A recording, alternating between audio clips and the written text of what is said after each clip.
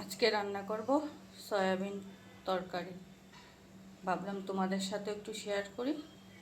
চলো, প্রথমে কড়াই বসিয়ে দিয়েছি। কড়াই গরম হয়ে গেছে, এখন তেল দিয়ে দিই।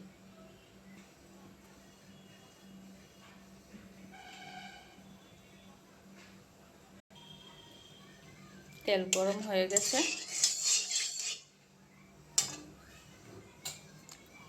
আলুগুলো সিদ্ধ করে রেখেছি, এগুলো একটু ভেজে নেব। দিয়ে দেবো একটু হলুদ গুঁড়ো, দিয়ে দেবো লবণ, দিয়ে ভালো করে ভেজে নেব।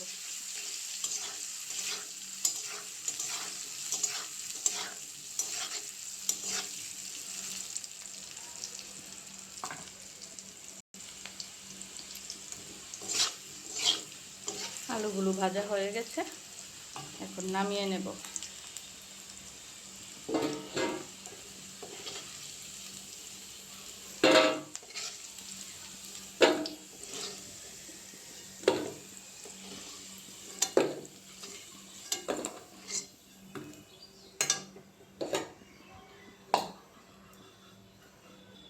এখন কড়াইতে দিয়ে দেব পেঁয়াজ কুচি।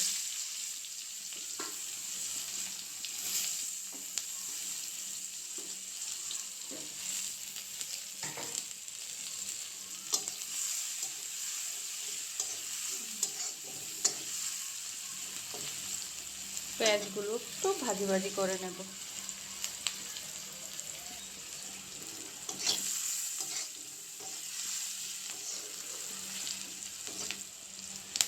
পেঁয়াজ ভাজি হয়ে গেছে, এখানে একটা পেস্ট বানিয়েছি, রসুন, পেঁয়াজ, আদা।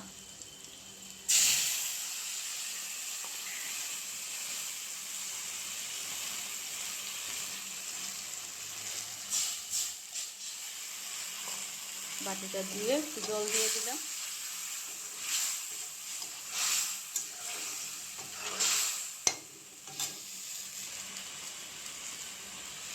দিয়ে দেব হলুদ গুঁড়ো,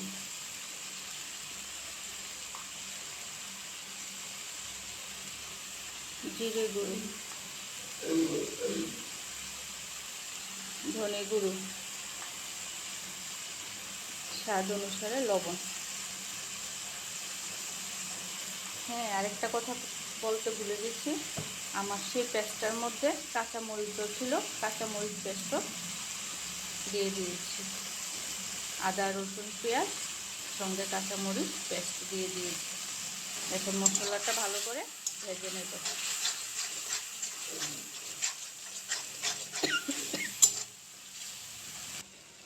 মশলা ভাজা হয়ে গেছে, এখন সয়াবিনগুলো একটু ভিজিয়ে রেখেছিলাম দিয়ে দেব।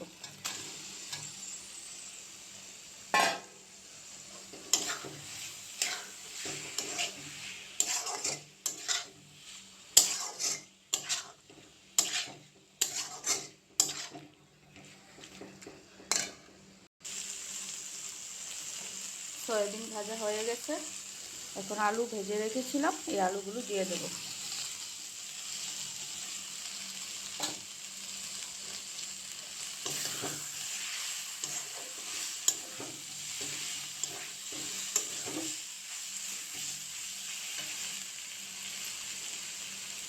দিয়ে এখন ঝোল দিয়ে দেব।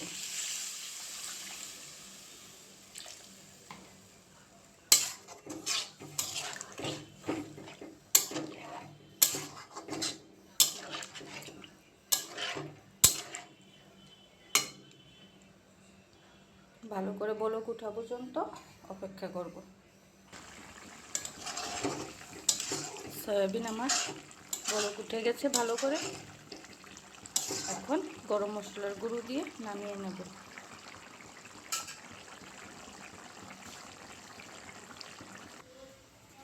এই যে আমার সয়াবিন তরকারি রেডি। কীরকম হয়েছে অবশ্যই বলবে, কমেন্ট করে জানাবে। ভালো লাগলে লাইক, ফলো, শেয়ার, সাবস্ক্রাইব করতে ভুলবে না। টাটা।